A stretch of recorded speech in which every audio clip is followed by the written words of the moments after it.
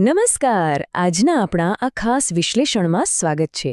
આજે આપણે સીધા જ કુરુક્ષેત્રના મહાન યુદ્ધના 13મા દિવસની એક કરુણ ચરમસીમા પર જવાના છીએ.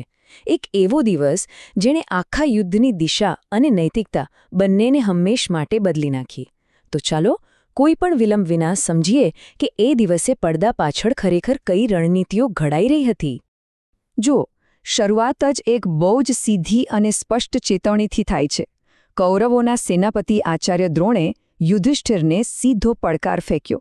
જો વિજય જોઈતો હોય તો આ વ્યૂહમાં પ્રવેશ કરો, અને જો તેને તોડી શકો તો અમે હાર સ્વીકારી લઈશું. જરા વિચારો, આ માત્ર કોઈ સામાન્ય યુદ્ધ ઘોષણા નહોતી.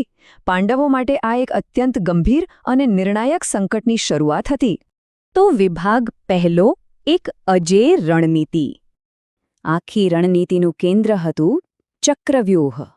હવે આ કોઈ સામાન્ય સૈન્ય ગોઠવણ નથી. તેને અનાજ દળવાની ઘંટીના 2 પથ્થરો સાથે સરખાવી શકાય. એકદમ ગતિશીલ, બહુસ્તરીય સૈન્ય રચના, જે સતત ફરતી રહે અને ધીમે ધીમે અંદરથી બંધ થતી જાય. જે પણ આની અંદર ફસાયું તે સમજો પૂરું. આ રચના તેને ચારે બાજુથી ઘેરીને સંપૂર્ણપણે કચડી નાખવા માટે જ બનાવવામાં આવી હતી. આગળ વધીએ. વિભાગ બીજો, અર્જુનને દૂર કરવાનો ષડયંત્ર. હવે અહીં એક મોટી સમસ્યા હતી. ચક્રવ્યૂહને ભેદવાની કળા માત્ર ને માત્ર અર્જુન જ જાણતા હતા. એટલે દ્રોણની રણનીતિ બહુ જ સ્પષ્ટ હતી. 3 પગલાં. પહેલું, ત્રિગર્ત નરેશ સુશર્માનો લાલચ તરીકે ઉપયોગ કરી વિરાટનગર પર હુમલો કરાવવો. બીજું, અજેય, અર્જુન અને ભગવાન કૃષ્ણને બચાવ માટે મુખ્ય યુદ્ધભૂમિથી દૂર લઈ જવા. અને ત્રીજું, જેવી અર્જુનની ગેરહાજરી થાય તરત ચક્રવ્યૂહ રચીને યુધિષ્ઠિરને બંદી બનાવી લેવા. એકદમ સચોટ પ્લાન. અને અહીંથી વાર્તા વળાંક લે છે. વિભાગ 3, અભિમન્યુનો સાહસિક સંકલ્પ. અર્જુન તો હતા નહીં, એટલે પાંડવો પાસે હવે માત્ર 2 જ વિકલ્પો બચ્યા. એક તરફ નિશ્ચિત હાર, જ્યાં યુધિષ્ઠિરે શરણે જવું પડે, અને બીજી તરફ એક બહુ જ મોટું જોખમ, પોતાના યુવા પુત્ર અભિમન્યુને આગળ કરવો. મતલબ કે ભવિષ્યને બચાવવા માટે વર્તમાનને પૂરેપૂરો દાવ પર લગાવી દેવો. પણ આ જોખમમાં એક બહુ મોટી, કહી શકાય કે પ્રાણઘાતક ખામી હતી. અભિમન્યુ પાસે ચક્રવ્યૂહમાં પ્રવેશ કરવાનું જ્ઞાન તો હતું, પણ બહાર નીકળવાનું કોઈ જ જ્ઞાન નહોતું. દરવાજા કેવી રીતે તોડવાય તે જાણતો હતો, પણ અંદર ગયા પછી પાછા કેવી રીતે ફરવું એ રસ્તો તેને ખબર નહોતો. તો પછી પાંડવોની વળતા હુમલાની યોજના ખરેખર હતી શું?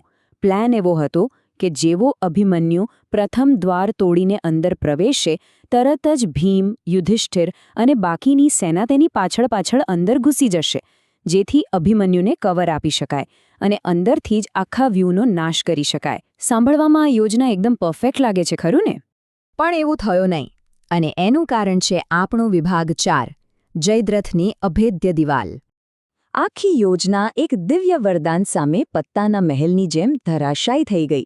સ્ત્રોતો મુજબ જયદ્રથને ભગવાન શિવ તરફથી એક ખાસ વરદાન મળેલું હતું કે હું એક દિવસ માટે અર્જુન સિવાયના તમામ પાંડવો પર વિજય અપાવી શકું છું.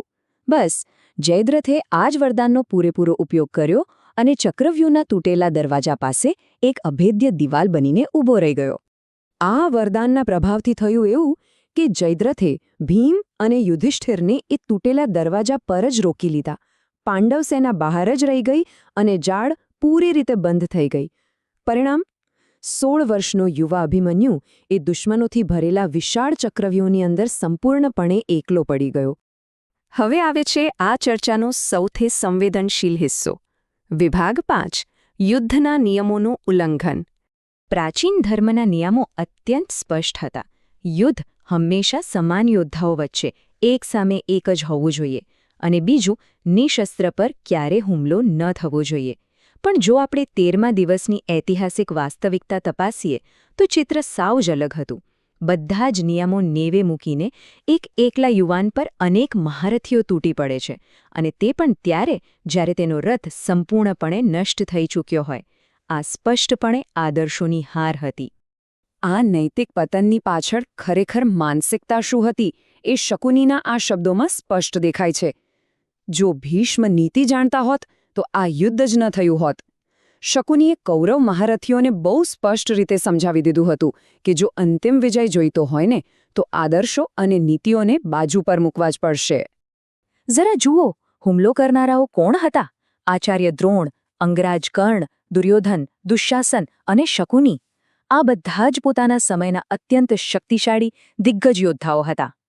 વિચારવા જેવી વાત છે કે માત્ર એક 16 વર્ષના એકલા યુવાનને હરાવવા માટે આટલા બધા મહારથીઓએ એકસાથે સંયુક્ત હુમલો કરવો પડ્યો, જે ખરેખર અભિમન્યુના અપાર શૌર્યની પણ સાબિતી આપે છે. પણ વાસ્તવિકતા એ છે કે એકલો યોદ્ધા ક્યાં સુધી ટકી શકે? આચાર્ય દ્રોણના સૂચનથી કર્ણ પાછળથી છળપૂર્વક હુમલો કરે છે અને અભિમન્યુનું ધનુષ તોડી નાખે છે. ત્યારબાદ તેનો રથ નષ્ટ કરવામાં આવે છે અને આખરે બધા જ મહારથીઓ નિશસ્ત્ર અભિમન્યુ પર એક સાથે તૂટી પડે છે. અને છેલ્લે વિભાગ 6 અમર યોદ્ધા અભિમન્યુ. આ મૂળ સ્ત્રોતો દર્શાવે છે કે જ્યારે અભિમન્યુ અંતિમ શ્વાસ લઈ રહ્યો હતો, મૃત્યુ સાવ નજીક હતું, ત્યારે દુર્યોધન અને દુશ્શાસને તેને પોતાના જીવ માટે દયાની ભીખ માંગવા મજબૂર કરવાનો પ્રયાસ કર્યો. પણ અભિમન્યુ, તેણે અત્યંત શૌર્યથી પ્રતિકાર કર્યો, ભીખ માંગવાનો સાફ ઇનકાર કરી દીધો. તેણે જીવ બચાવવા કરતાં પોતાના સન્માનને પસંદ કર્યું, પણ તે અંત સુધી ઝૂક્યો નહીં. તો આ ઐતિહાસિક સ્ત્રોતનું વિશ્લેષણ આપણને એક બહુ જ ઊંડા પ્રશ્ન સાથે છોડી જાય છે. શું આ માત્ર એક યુવાન યોદ્ધાની હાર હતી કે પછી મહાભારતના યુદ્ધમાં નૈતિકતાનો કાયમી અંત? ખરેખર આ એક એવી ઘટના હતી જેની ઘેરી અસર યુદ્ધના અંતિમ દિવસો સુધી વર્તાઈ હતી. આ સાથે જ આપણે આજનું આ વિશ્લેષણ અહીં પૂર્ણ કરીએ છીએ. આશા છે કે આ ચર્ચા પસંદ આવી હશે. ફરી મળીશું એક નવા વિષય સાથે.